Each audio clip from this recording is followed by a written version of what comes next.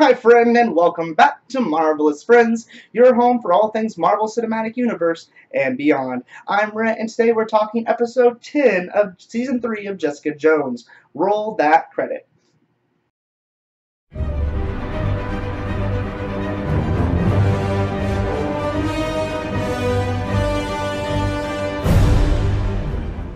The officers are now hot on Jessica's case as they continue to follow her throughout the episode and see what she's doing.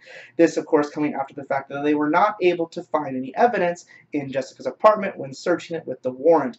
And now Jessica does have an alias, albeit a bad one, as she says that she was home, and of course we, as an audience, know that to be true. To prove her innocence, though, she needs help because she is, of course, limited with the police detail following her, and she's very preoccupied with doing all the funeral arrangements for Dorothy's funeral that's upcoming because Trish is just too emotionally broken to deal with it herself. So Malcolm agrees to help, affirming him back at Alias Investigations and working with Jessica.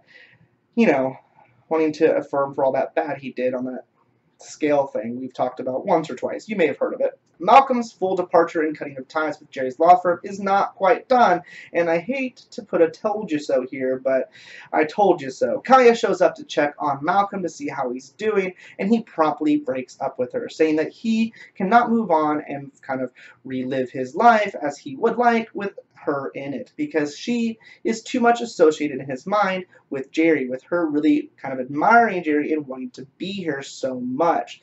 The two then, of course, officially part ways. Don't worry though, Malcolm doesn't stay single for long, as Barry shows up to seek some help while she cleans up her act. Malcolm, slightly reluctant, does agree to let her crash as she cleans everything up and then promptly jumps into bed with her. Speaking of Jerry, she does pop up a couple times in two different roles within the episode. As it turns out, of course, since, Jerry apparently is the only lawyer in town, Dorothy has her on retainer as well, which means Jessica has to seek her out to finalize Dorothy's will and estate.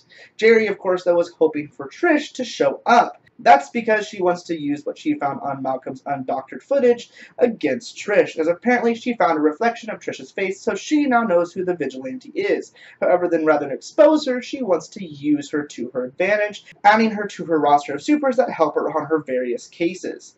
I wonder if Eric's ever going to end up on the roster, because he would be very valuable, being able to immediately kind of pick out who's guilty or not. That's like a lawyer's best reference right there. Like, that'd be, huh. Trish, of course, was too busy to make this meeting because she is just so overwhelmed, being too emotionally overrun to do really anything in the episode. She doesn't have time to do the funeral planning, she doesn't have the ability to write a eulogy, and she can't even find something to put on the memory board for the funeral that Dorothy had requested. However, Jessica has plenty of time to do all this while taking care of Trish and also dealing with the whole Nussbaumer murder issue.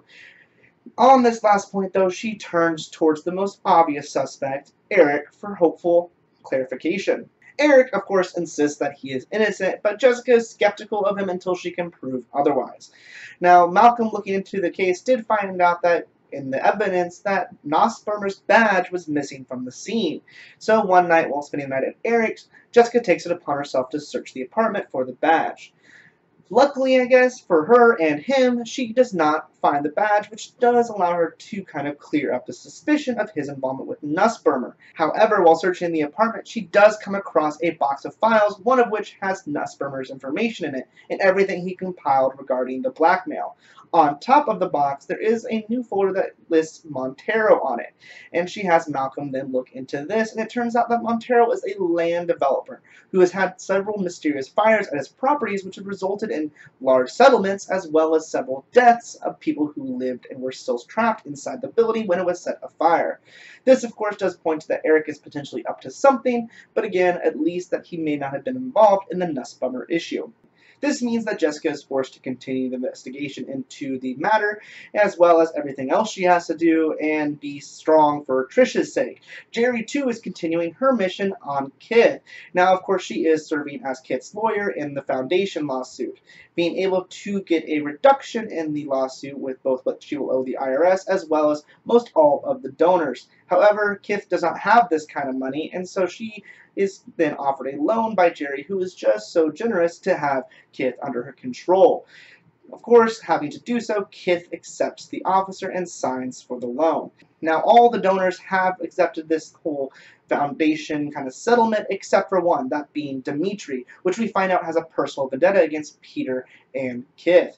Now, of course, Jerry would normally just kind of seek this out and resolve the problem with her resources, but trying to show good faith and win Kith back, she asked if it would be okay first. Her plan, of course, to have Trish go and knock in and get that information that she needs from him, as she does have evidence but not solid proof of tax fraud. At first, Kith is reluctant to do so, as she doesn't want to do anything bad, but after Dimitri continues to pursue the lawsuit, saying that he will land Kith in jail at all costs, she relents and has Jerry go ahead and move forward with her plans to get the information from Dimitri. One more thing I do want to mention about Jerry before we move on from her story within this episode, and that is we do see her ALS progressing a little bit, in two instances specifically. One, we see her kind of daily regimen of pills for the first time, really in depth, and seeing what all she has to do to maintain her normal lifestyle. The framing of the shot was very interesting, and I thought we actually might see Jerry's end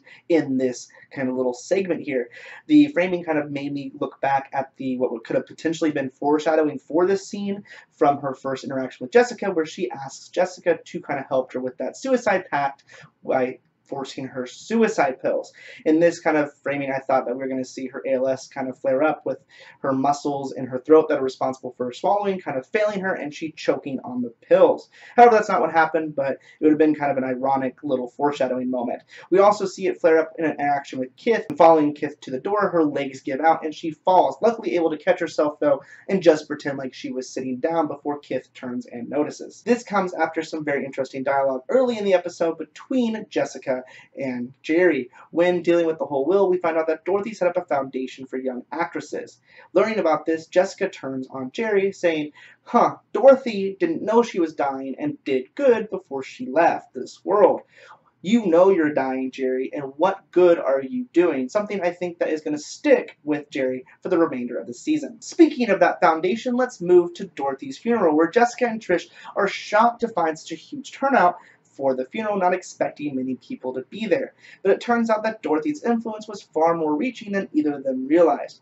Dorothy, realizing what wrong she had done by pushing Trish so hard and being so rough with her as a young girl, now sought to do good later in life, helping other young stars rise to fame in their own ways through much more self-love and acceptance and positive means, showing a way for Dorothy to kind of gain her redemption in the series from being kind of the overpowering momager to this very nice manager for others. This allows both Jessica and Trish to forgive her in a way for everything that they had a kind of preconceived notion about Dorothy on.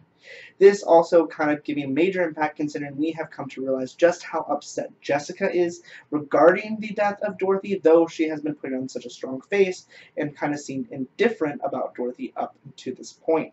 Before the funeral starts, though, Jessica receives a call from the office from Jillian. Jillian letting Jessica know that the cops are on the way as they have a warrant for her arrest. Apparently, a witness came forward, kind of giving proof to the fact that they saw Jessica being rough with Nussbaumer the night of his disappearance.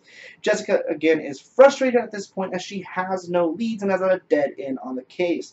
That, though, quickly changes as Trish gives her eulogy, exposing her hands and wrists, where Jessica sees several bruisings and signs of a struggle. Now, this has been hinted to us to kind of keep an eye out for throughout the episodes, as both the cops and Jessica have asked to see various characters' hands and wrists in relation to her kind of trying to figure out who potentially attacked Nussbaumer. This confirming to Jessica and us as an audience that Trish is the one that is behind it. What a twist it was. Before the police can arrive, Jessica quickly excuses herself from the funeral and heads back to Trish's, where she stakes out for the night to keep an eye on Trish and see where she goes. Now, this is unclear here, so I'm not really sure where this falls in this whole sequence, but because it's not necessarily clear. But we do see Trish late at night come home and then again leave the next morning. Trish is then followed by Jessica, where Jessica eventually is approached by the cops and taken under custody, her not wanting to fight back or flee, however you want to say it, to cause herself more problems. We then flash to Montero's construction site. Now, this is the part that I'm not really sure where this falls, if this was actually a scene that we see Trish coming back to in that stakeout, or if this is post Jessica being taken in. Here, we see Eric keeping a lookout while we hear signs of a struggle coming from inside the trailer of the office that's used on construction sites. Hearing things getting progressively worse, Eric rushes in and opens the door to find Trish standing over Montero's dead body, Trish having beaten him to death now too.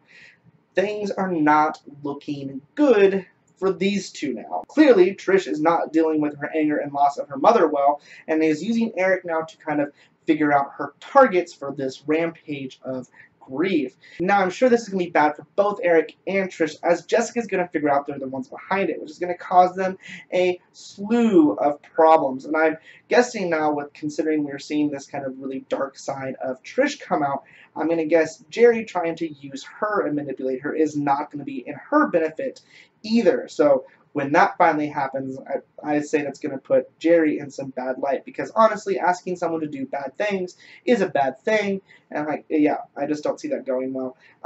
Yeah, wow, that was quite the twist. I really honestly did not expect Trish to be behind the murders, which I guess, yeah. So we'll see how this plays out. I'm really excited to see how this goes. You know, obviously Trish can't go after Salinger, so she's picking other targets. So let me know what you think, though. Were you shocked by this twist at the end of the episode like I was?